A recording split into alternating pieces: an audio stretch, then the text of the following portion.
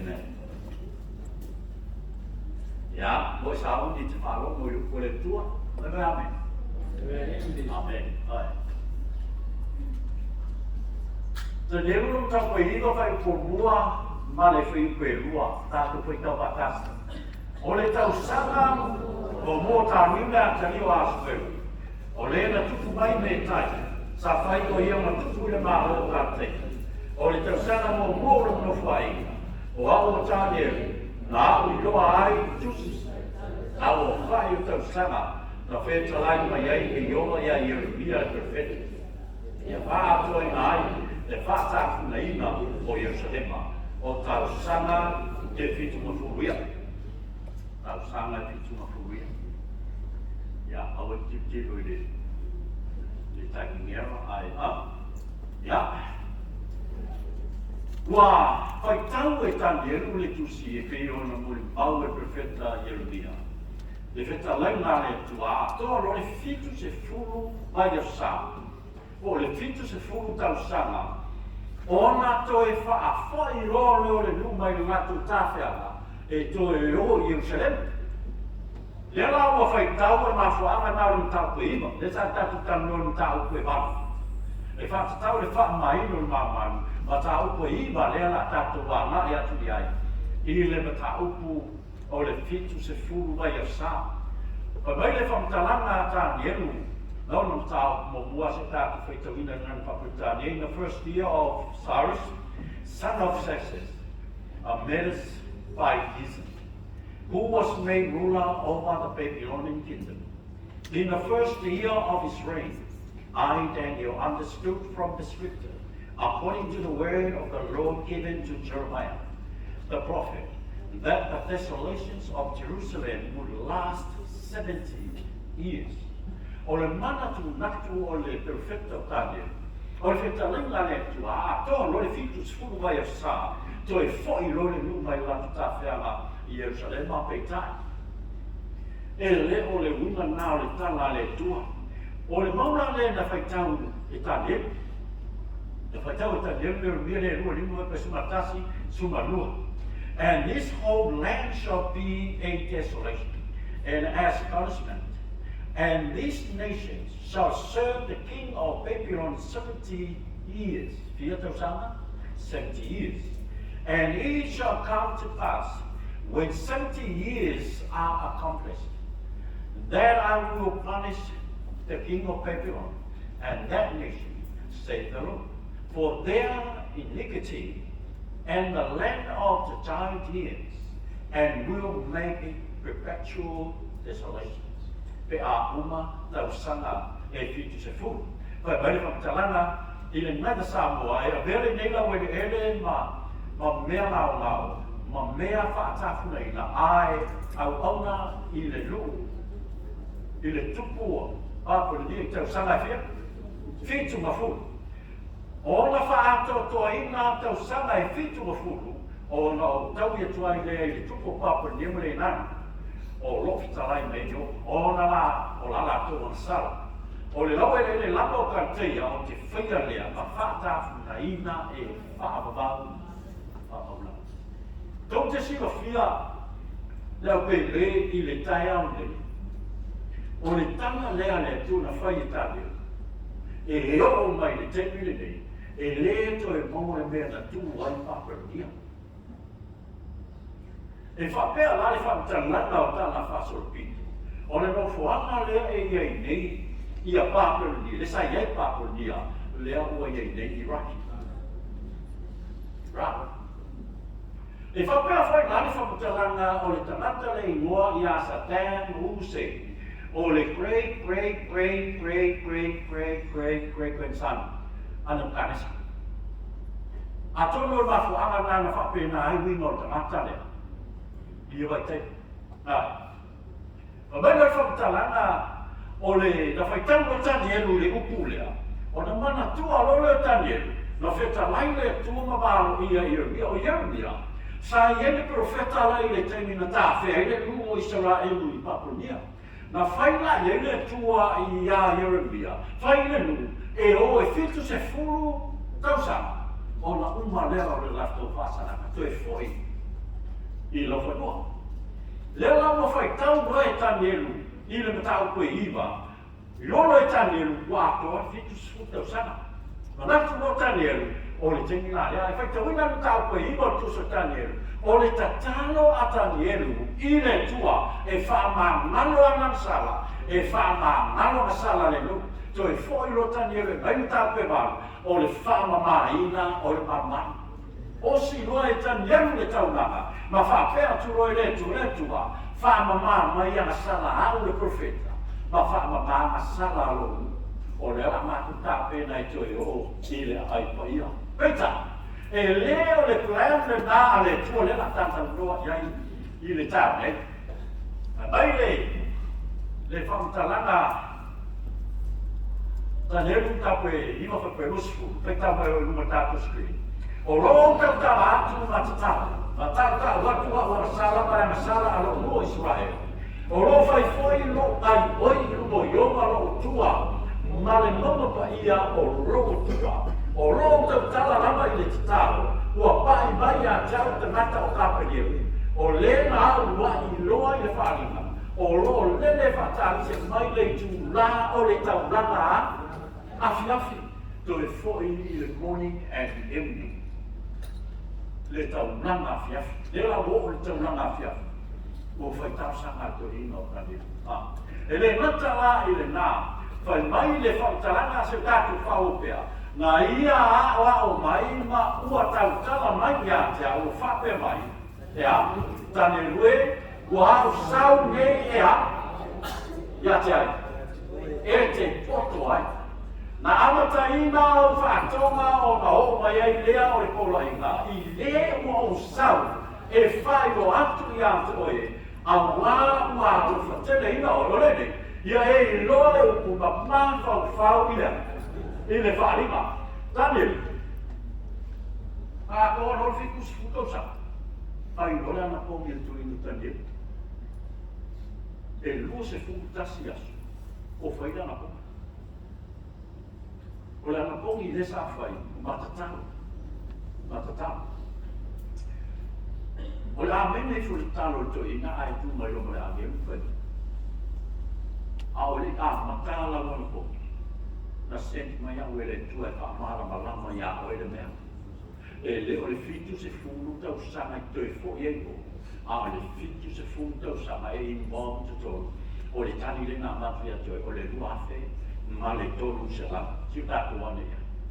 While I was speaking and praying, confessing my sins and the sins of my people, Israel, and making my request to the Lord my God for his holy city. While I was still speaking in prayer, Gabriel, the man I had seen in the early vision, came to me in swift flight about the time of the evening sacrifice. Mai o le whamatalanga, ua amata o ngā sau ia le, ngāta nei a mai le tali I ata nere. O ngā amata o leo tali. Now, the angel started speaking.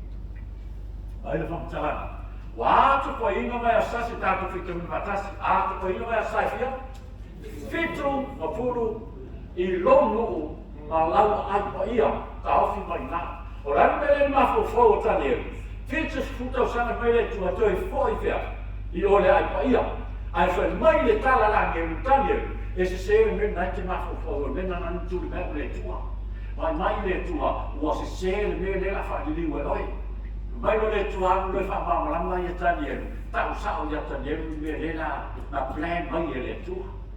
Mai le tala lange eru, o le whitus e furu, mai a sa, e toi foi ai. Ina ia whamama ina ne, le mana, ia, le whawa. O mai le whamtalanga. Ua atu whaina mai a sai whitu ma furu I lo luma lau ai pa ia. Ma, pahi uai ana sala. E whai ai foi le tō niola mo an sala. Ma wha ina mai ai la mi o tō e whamau. E whamau whai roma ina foi le whaalinga marabala. E whaau ina foi. Le mea sili o na paia. Kai tau mā. Tintu se fulu mai a sā. e whaahuma so tu la fono, to finish the transgression, so tu la fono, to make an end of sin, e whaikuai sala, to make atonement for iniquity, e whaamamai na ia mirea, to bring an everlasting righteousness, maumai le a mi o tonu e whaamamau, to seal up vision and prophecy, e na ia tāu nia ma whaamau whaerunga ina re whaalinga, ma le wala apa, to anoint the most holy place. E whaamamai nai, le mesi sili ona pa ia. Mai no le whaamata se tātou whikawina, ta nenu ma ta pēwhai whai rusu manipa, ia. Ia e no whai, a he mana tūtatu e a fua mai le o ato polo ina, ia toe whaia, ma ia tina a Jerusalema. E o atu i le Mesia le, e fitu mai e sā, ma vai a sā e ono na furu ma le lua, e toi whaia le ala tele ma le pā i ona pō lama o le pua mā. Tani enu whālongo le rei mai, tāla la ngeu. E le o le fitu se furu tau sanga toi fōi o, a o le fitu se furu tau sanga whaabau ama. E le fō whanga le tua. E amata mai le taimi e fōi, e o tō i o e whaupau i o salema.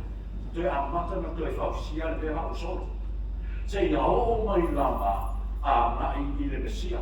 A e mai tau mai la le mena o tui fōi lama. Fitu mai a sā, ma mai a sā e ono a fōma lua, nai tā o mai le tuspa ia. A whau popo o fia mai a sā. Tano mai. A whau popo o fia mai a sā. Ono si fōma fia. Fitu whau popo le ono lua fia. Ono iwa. A tano no mai. Ono iwa. A le whai mai e fitu sura e sā mira le na le ono iwa. Fele tau sanaitas. Fele tau sanaitas. Ia le, si o tātou o mai lai tātou te wāpai, whakata nia nā. Leo la tātou o loa. I le vai ina o le tala tuspa, ia e maona la mai.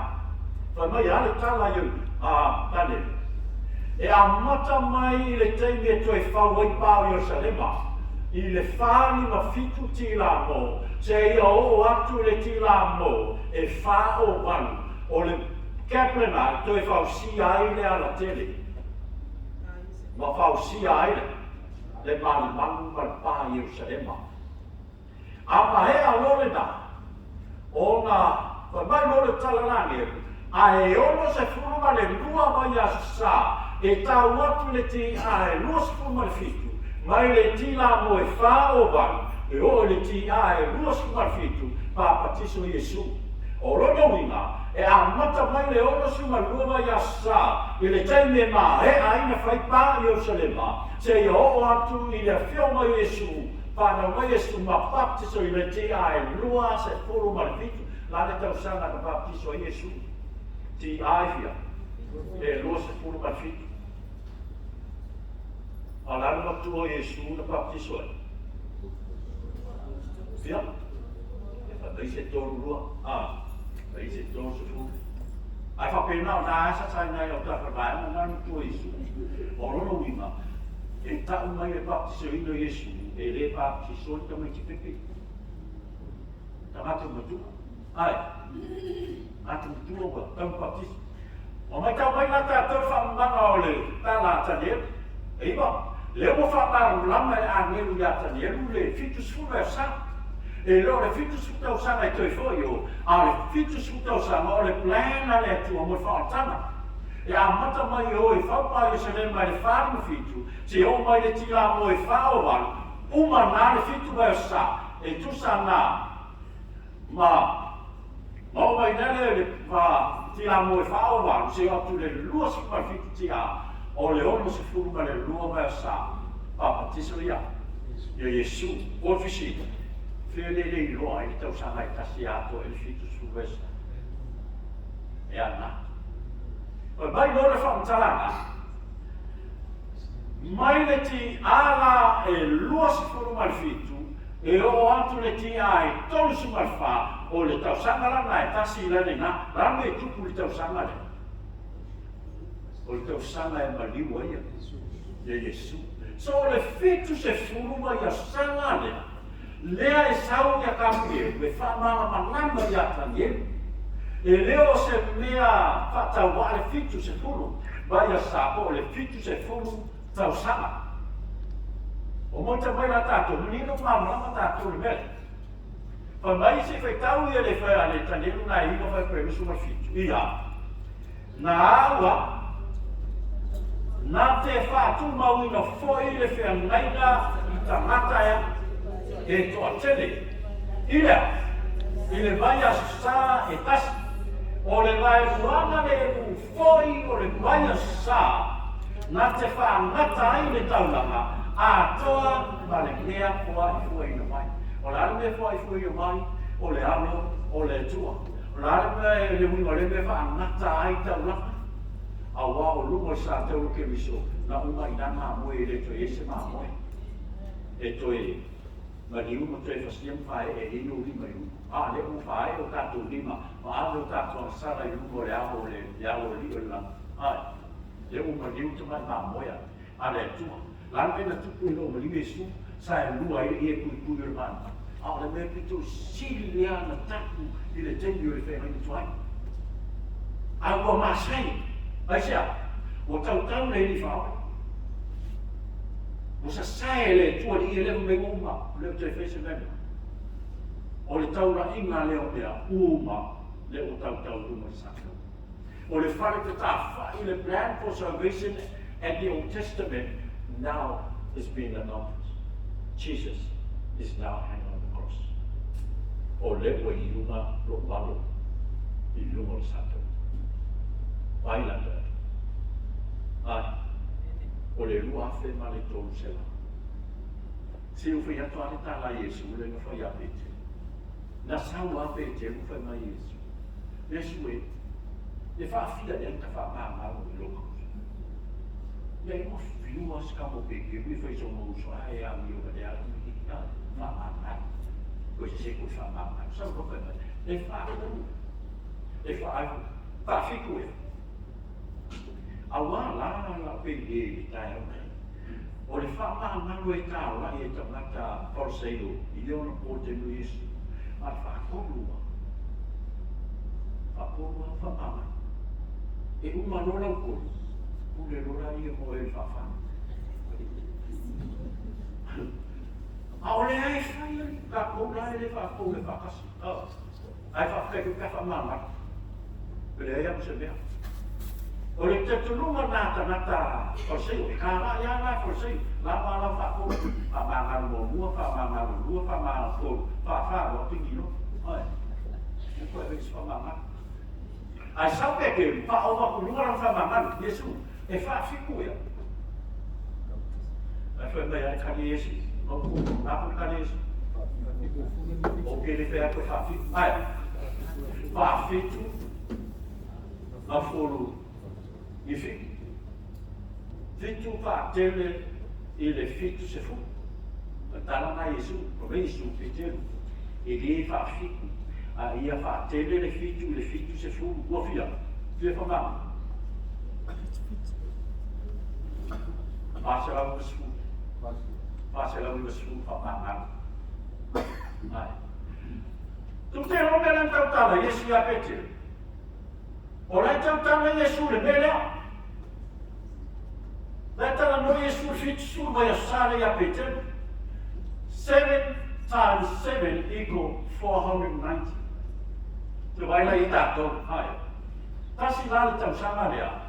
E tu sama tofo i o le tasi vai a sa. Ma tofo le ki o le waro ama, tasi le aso e tu sama lea. Tasi le tau sanga. O le aso lale e tasi le mesi e tu sanga ma le fitu tau sanga. O koele, le wino le mea pa mamamu o fie. Fitu, le tasi vai a sa e tu sa e fitu aso i tu tono lea. O le vai aso e tasi, kosa, o moi. O fitu aso lea, e tu sa na vale fitu tau sanga, i le whapalona. A mai lua lafa, mai lua whamtalanga, o le vai luanga le mu o le tau sanga le tasi, po le fitu tau sanga, e maliu ai whasi o tia ai le Mesia. Lea na tātou, le me tau mai na tātou i lua tātou screen. O le tonu ma le awha tau sanga na traina i Yesu o na so na o ai na we ai uma le tolu ma afa tau sa fa le fa una la wali le sau le pentecoso ia fiona na pa i fa o le wali mai le temi la le na i le temi na tongi ai se te whango i maa o le tala le le inu ese o le si tolu ma afa tau sama le na mau ai lo lea o le tala atoa o le fitu se furu vai aso sa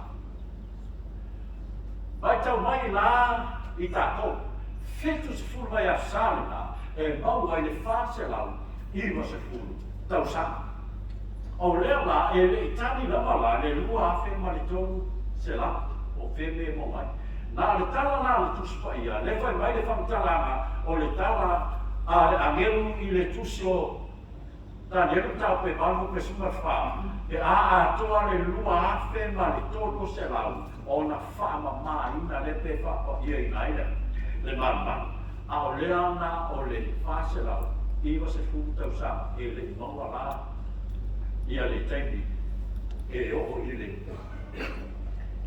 wha a lua afe ma le tonu se lau lei vai tau mai la o na tātou tango whinola le tātou te māwa ai, e whāolo le mea, po le ane tau sanga na atoa, le lua afe, ma le tonu se lau. Na atoa la le lua afe ma le tonu se lau, e tusa martana whaso pito e kālesia, i le tasi banu whāwha. Tasi banu whāwha. E iei la le toi e ina mea tutisi, e ngoi a wile mila. O na sui leo lana tapua inga o tapua i le lutu papatiso safa i te awailu na nefi. O na alu leo na nefi wala aulu na anko wila wila. E sawe na aulu na mera, le lua hafe ma le tau se lau. O le vai ma ena whaina le na whaia wila wila. He was right. Na ia sa o le leilo na vai ma ina o le teipole. Ma o ai ma maua ai le tasi balu wha peta. Na se sele i vente. Na tā lai e wila wila. Pa mai le tā la wila wila. A olo le tā si balu whawha. Ia o ke toka le aso lua se furu ma le lua. O nā whio mai ei leo Yesu. E leo le second coming of Jesus Christ. O le whapa ia ina o le mamama nino atu sipa ia. E leo se mea e sauranu lei. O le whapa ia ina o le mamama le langi. O le amno Yesu malona toto, o le tamai mamoe, e wha atoa ai le wha o le tanga ma le wha o le ina o oi. E o tātou sue sue mai la mtanga, e le aile i ngata e sātou o le wha o le tanga, le ai. O le tele i o Kerusiano, na ngata ai whafo le auta kōro. O le whakawha e le i mou i tonu o le paia. A o le wha o le tanga, e a loto ai whafo i tau lava i le mesi sili na paia i lumo le no whaalii o le tua. Le la wamu Yesu, ta si vanu whawhala, o le amatanga o le whamasilonga sue. Ma le ho atu Yesu e tā pena. Ma na tua fo e mele na whaata e le tua ia mose ma auruna i le whengai tuai le sa tātu tala no tagoine. O le ata le nā, o le lua afe ma le tolu se la. Se iātua. Le, se tātou mai i tātou titilo, fesiri mai nā ia teau. O fie sa uele tasi vanu tasi o. Fie sa uele tasi vanu tasi o. Ai tango nai whaopopo tasi vanu tasi o, i tau sanga i whasa rau piwa se furu, e mawai lani. Mawai loni uafe, ma le tolu se la. Ah, pai mena se tātou foi mo mea la titia ni lai ne. Ai. Ia. O le ato ama le lua whakato se lau o le atonement. Le sa tatu tala noai, kato a hapia. Le ngata lan nase tatu ki tiro la i vaenga ia. O whea e mauai ia le tasi vanu tasi o. Tasi vanu tasi o e te tamo e to e se mai tau sanga ia mo e whasara viva siuru mai le lua whakato se lau maua tasi vanu tasi o. Tasi vanu tasi o whaopopo le ti ai tonu whārere maua le tasi vanu whawha. Tasi vanu tasi o whaopopo le whāiva o maua le luafe ma le tonu se la. Ale.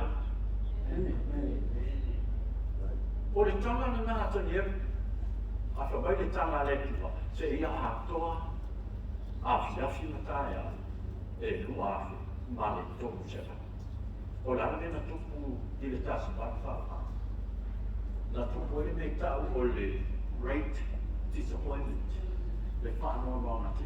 Aisia. Ina o tāna i e wile mwina. O le tele i o ke usia noi whai mai e roto aso fitu i le mwina. Le ai e leo i o fitu e roto me tisi. O na sui leo rana loki baptiso no o na nesu e whai se aru loki baptiso. Te me whai tau tala whaso piki. E maua le e se tangata aso fitu. Ai na ia whai su e na tāko tele na tusu tānia. Mai ma tua sa o ala na su e na pio. O la fo ile su e na batu i lumo sikui. Ta sa o le lei. Ai o se le whai. Ua whai u le fio mai o Yesu. Ai le ai e le fio o Yesu. O le whaama sikonga e amatai. O le whaama mai no le. O le whaama. Rawo e fefe tātou le bele ta pe ataku le whaama sikonga. Ai le ai. O le whaama sikonga le raki e whaama mahai o. O le mena nena tupu i le Levitiko suma leo. Sa whaama mai nei le lu. O Israel. E tā pēmai. E whaama mai nei o e mau. E tā pēmai o le fio mai o Yesu. O leo hao o le langi Yesu le tingi le nei. Le ua whaila ngā wega. Nā mata mai le tasi varu whawha. O nā fio le rini ki tono o le mea pitu i siri no pēmai. Ia. E le o le fio mai o Yesu le no langi. A o le fio atu i le potu sili o na maia. Le lumo le no whali i o le tua. E osi e le tauranga e ame iei rono toto e a toa i le whaatanga a moi maa. Ua sauri ma o tā pēna e a fio mai i le lalomani. E pei o na sau o le whaitauranga i whafo a o whaatari le luo i sora e ui lona fo i mai whafo. E whapēna ane toi fo i mai o Yesu e lo tātou ronga. O lo anu e mo moli le toto o le tauranga na whia mo mai maa i lumo le tamana.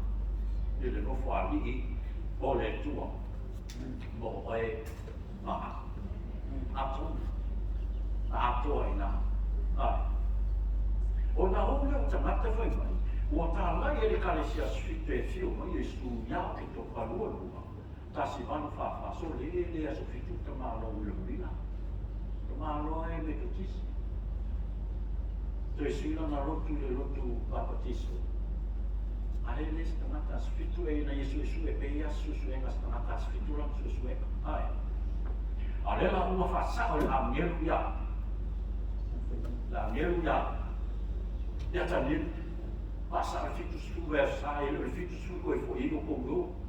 A le fitu sfu len whaia. O le fitu sfu e amata mai whaunga whaio selema. E to e fo iai o tō. E whaupa ia maa amata mai na le lua pe mai tō sela. Afi matai o tau sanga i. O le whaola ina. O le takata. Atom. Judgment. Cleansing of the heavenly city. O te siri. E te tau na whaama maa. Le whaatawha i le lai. Lea. E le se pe lea mai whaatawha i le lai. Au e whaama. Le whaama maa tātou. O le mafuanga na nā mui e suma le tukto te mai nā moi ame i ron ta maa. Ma ua whaia whautua mo tātou. O le mafuanga na le whamei tāna pōku. A ia whamangaro tātou ang sala, a o tātou ang asala pēr. Le ai whau. Kai. E umatu lo fui nei tu e ang asala fo. Tai au ang asala, te taro le fiafi, kangi fo e ang asala fo. Ama tala ngā tu supaia, whamai e whamangaro pēr lama tātou, a o tātou ang sala pēr. Ai o koi whai. Oi. Whamai le whamanga longa a Yesu whai a Petero. E le whawhitu. Ai whawhitu ma furu i whitu le tau tale Yesu walanga le. O le ale e tau nuhu le whitu sifuru ai o sa. E tau nuhu le maniua o Yesu. Rana nuhu tala Yesu a Petero. Petero. E le whamanga longa e maniua ia nuhu sa tau. That's a real booking list. O le whamanga longa le nā. O le whamanga longa Petero i te oa e oti. E le fase la uki suunga whamanga. Le ai. E le ngata, e le muta. E oa i ngapa le oti. E te oti au e whamanga.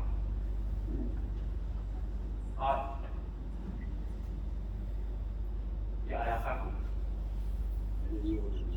No. Uru wakau sama laka milo. Wakau sama laile sama fadil.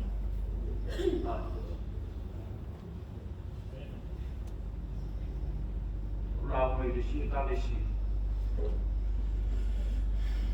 Ela turama la yende kusi kalesi. Ya. Na bele le turfia utjale ta besi kalesi. Tau tutu patasi ia la tuie komisau. Ale tu. Malang fai matu le sona na sapati. Wa wa ko malini alo i makare kalesi. Yang malini ko i fo le mo ko i karo i maka. O malare matu le sona na mona le i la faro mona. E te tau na usu le pese hoi lele e to e whiu mai esi. O rara whai uko e mua hoi lele pe ao mai whai na tā ma whita.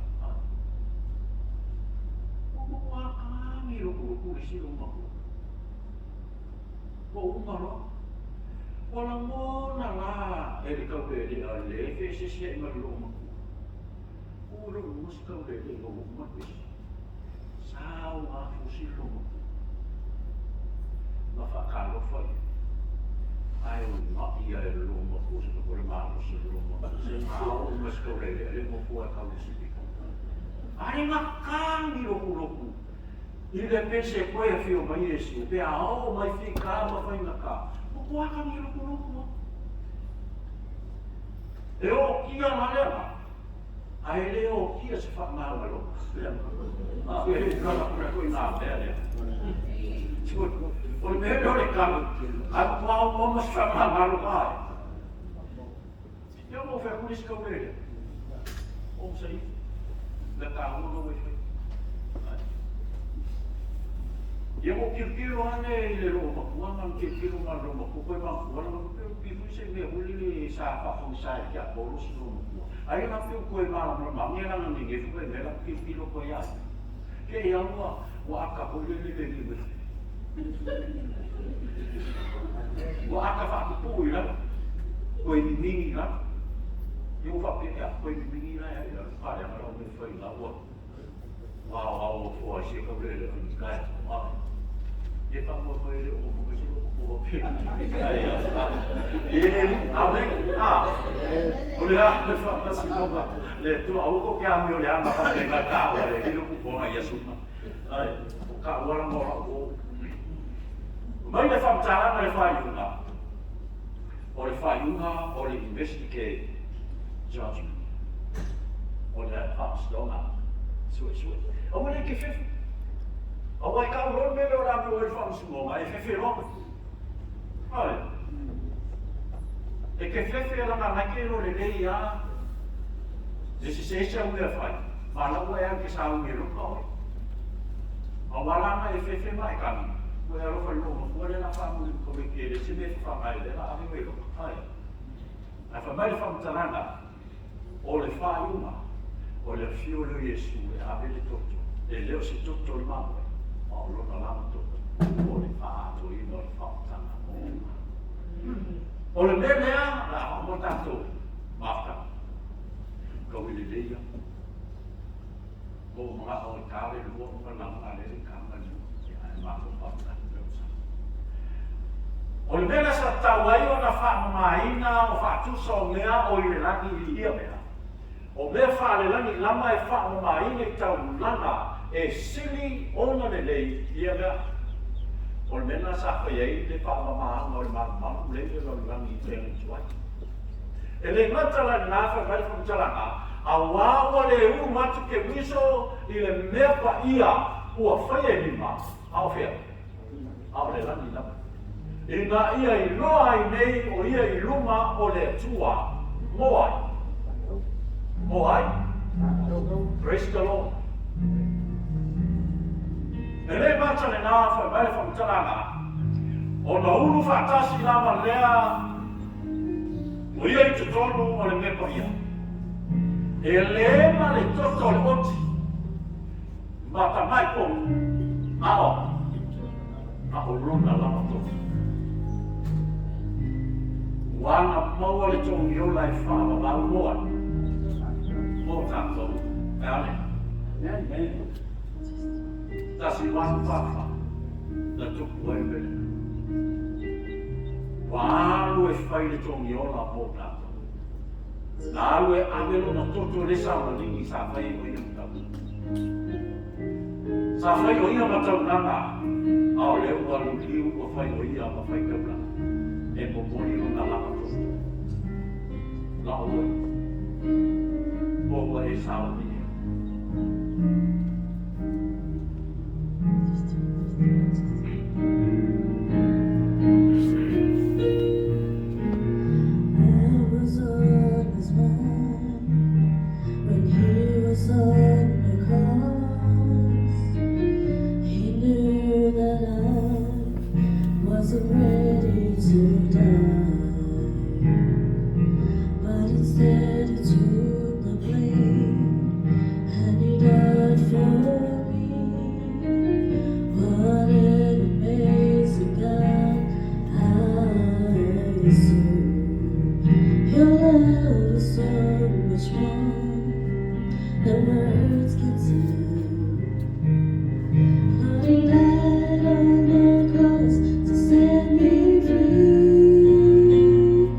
For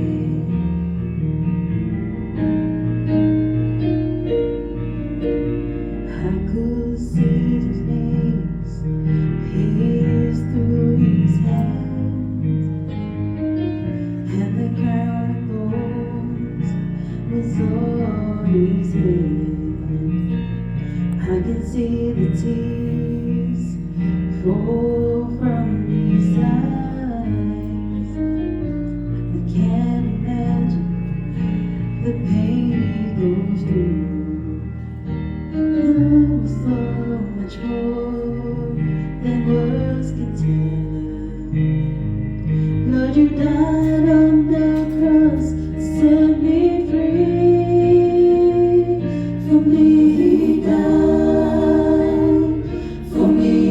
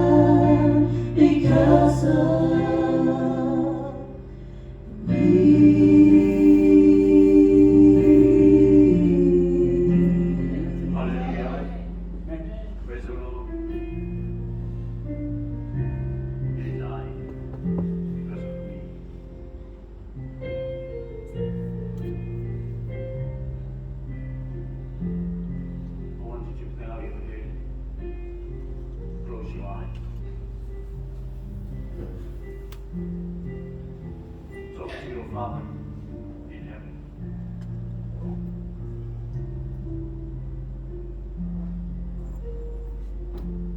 Charlie and I'll thank you. Thank you, we will not. For letting his only begotten Son to die for on our behalf. Now we thank you for it to us. I tell you, my God, in faith, we will study that this. Now I tell you, we thank you for it to us. Baptai lana one or for thank you for his plan of salvation. Baptai wana ye fatu ina ino kalama tu ino molo tuma. Ia fatu amo tato. E ui no tato maksate. I could see the names, face the May the Holy Spirit help you. Charlie John Hart. and the crowded bones, so empty. So sonia tu ena ole I tu ina can ole see Fenika the di kaya. tears fall from his eyes. You can't imagine the pain he goes through. Your love is so much more than words can tell. Lord, you died on the cross to set me free. For me, died. For me, he suffered on the cross. It should have been me, but still you took my place. Amazing love, amazing grace. Lord, you died because of me.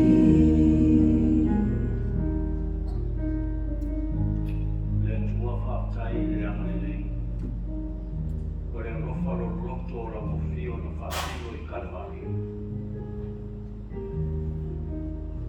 Fatai Gesù e le matai tuo Calvario.